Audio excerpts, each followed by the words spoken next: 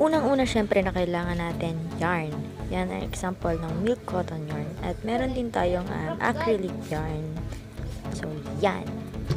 Yan ang unang-unang need natin para mag-crochet.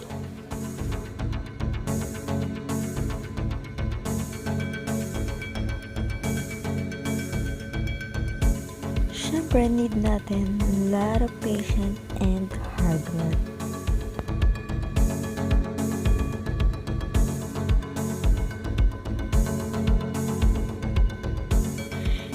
And of course, kailangan natin ng hook. So, dalawa pa lang yung available ko na hook. Etong isang hook is yung 2.0 mm.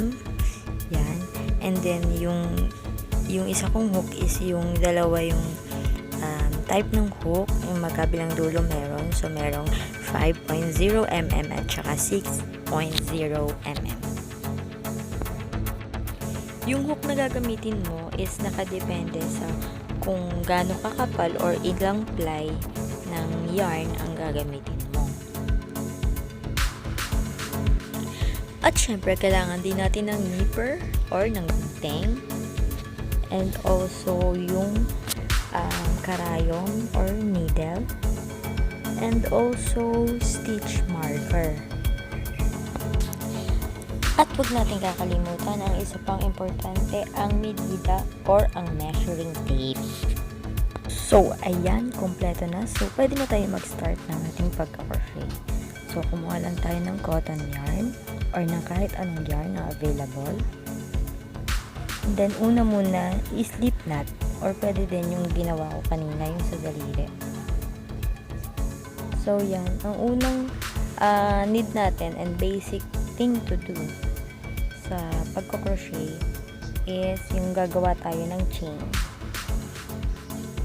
So, example, gawa tayo ng chain ng 10 chains.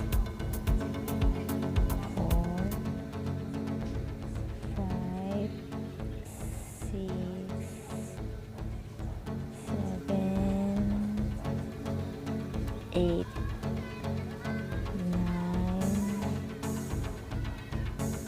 10. So, okay, naka 10 chains na tayo. So, this naturo ko naman yung different kinds of patterns. So, umpisahan natin sa single crochet pattern.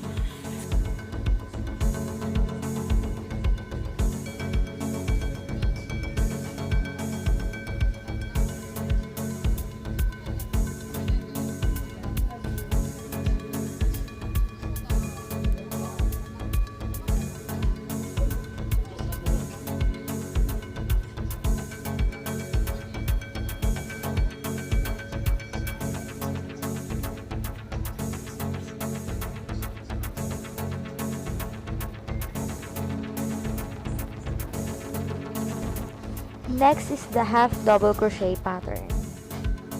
So, gumawa na ako ng 10 chains and then yung paano magawa ng half double crochet pattern, yarn over muna.